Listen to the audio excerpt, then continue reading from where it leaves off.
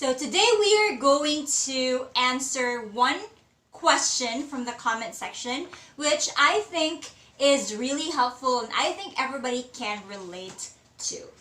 So the question was, how would you handle a call when you just know you are not going to be able to help the customer with their issue? You understand their frustration, you know they are right, but you also know that there's no way for you to help them. Hey there Ninja! Welcome back to my channel. This is Rhea once again, and you are still watching Call Center Ninja. If you're new here and you like content about call center tips and lifestyle, then please consider subscribing. Just click the red subscribe button below. If you have already subscribed, then thank you so much. It is really very challenging because you don't know exactly what you will do anymore. This is what I usually call a dead end call because there's no way out anymore. You are not supposed to hang up, right? And this type of situation or scenario usually happens when your customer asks for refunds, or maybe they want to cancel their plans or subscription, but you can no longer do it. So here are some tips that I can think of, and a lot of them I've already done previously. And this is just based on my experience, so if your account has a different way of handling this type of call, then please follow the guidelines of your account first.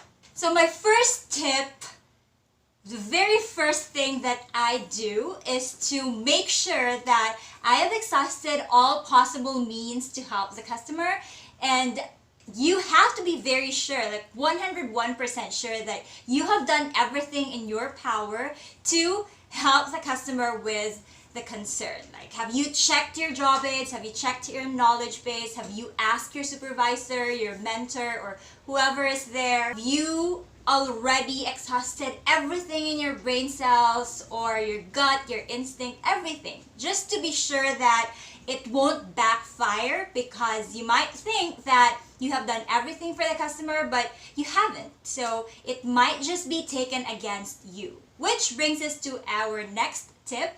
The second tip is to offer escalation, which I also refer to as proactive escalation. However, only do this when it is allowed in your account. In my previous account, there are a lot of circumstances wherein we were not allowed to proactively escalate to a supervisor or a manager. So when I say proactive escalation, that's when you offer to transfer to a supervisor or a manager or to escalations team, even when the customer did not ask for you to transfer him or her to a supervisor. So if you're allowed to do this and you think that you have already exhausted everything, like all possible means, then just transfer to a supervisor, because sometimes, you know, some customers really just wants to hear it from someone else, hear it from a superior or someone with an authority to tell them that something cannot be done anymore or their requests cannot be fulfilled anymore in that situation or that scenario. It is also important that you do not provide false hopes to your customer. So just because you are proactively escalating the call doesn't mean that you can tell your customer that there is a guarantee that the request can be fulfilled or a refund can be provided. So do not provide false hopes to your customer, because again, it might be taken against you and you might get not just a deduction, but maybe a customer complaint or feedback for that. Our third tip is explain why the circumstance is valid. So in every situation or scenario, there is always an explanation. And on your end, since you are the subject matter expert, you are the specialist, you should know why you are unable to fulfill the request of the customer, or you are unable to further assist the customer anymore. The customer will not just wait there to hear you say that you can't do it. Of course, you have to explain why you are saying that the request cannot be fulfilled. there is an explanation for that, and you should be able to explain that in a positive way using positive scripting. If you need help with positive language, I have an entire video about that. I will link it up there, so go ahead and check it out. Tip number 4, always provide options or alternatives or future references. If you cannot do something for the customer, there is always something that you can do. So in this case, just focus on what you can do instead. For example, you are supposed to refund a customer, let's just say for $100, but the customer is not eligible anymore. Maybe you can look for ways, if possible, to give her a partial refund, just say $50 or even less than that. It's better than doing nothing. So always provide an option or an alternative whenever possible, because although you are not able to completely resolve the customer's concern in that call, at least you did something to make the customer feel happy or at least a little bit satisfied at the end of the call. Most likely any customer is going to hang up first if they feel that there's really nothing you can do anymore, and even though you really badly want to help the customer, there's nothing that you can do. But sometimes it gets bad, and that is when you really just have to accept that things like these happen in a call center. This can actually be an AHD driver, like maybe the customer is willing to wait on the line in silence with you, so who knows? Or maybe the customer will tell you to hang up first so he or she can take the survey, and you might be given a low survey or poor survey, we never know.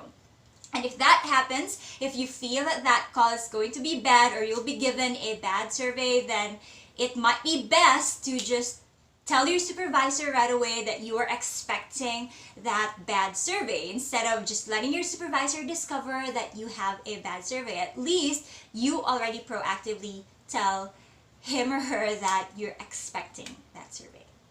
Tip number 5, if you have already done everything from 1 to 4, and just to go over that real quick, you have already exhausted all possible means to help the customer. You have offered to escalate the call, but the customer did not want to be escalated, for example.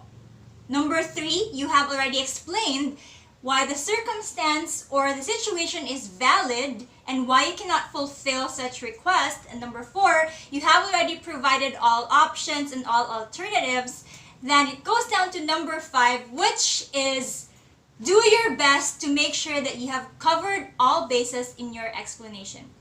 So what this means is that if your customer is still there on the line and does not let go because apparently the customer still needs or wants to hear something that would make him or her understand what is happening, then you have to try to rephrase your statements, or perhaps use words that can be easily understood by your customer. So try to put yourself on your customer's shoes. Let's just say you are someone, you, the agent, are someone who is new to the system or who do not know how the system works. And how will you explain the situation to yourself as someone who does not know anything about the system? So have you simplified your words, your statements, or your phrases? Have you explained it in a way that a person who does not have a background about your system can understand it? Because if the customer still does not let go, then maybe the customer still does not understand what you are trying to communicate with him or her. There are so many instances wherein an agent tries to explain to the customer and believes that he has already explained to the customer what needs to be explained. However, the customer, on the other hand, still does not understand. So sometimes you feel like you have already explained it to the customer, but the customer really does not understand what you're talking about. The customer is not fully or completely satisfied because you cannot help him with the concern. But when the customer already understands what you are talking about, then you can politely ask the customer if there are any other issues or concerns that you need to address. You can ask something like, have I answered all your questions? Have I clarified any doubts or questions that you have in mind? Things like that. And then politely end the call. I want to say that your account may have different guidelines, so I'm just speaking based on experience. And as usual, if you like this content, please don't forget to like, subscribe if you haven't yet, and don't forget to like my Facebook page. Just search Call Center Ninja, and I'll see you again in my next video. Take care and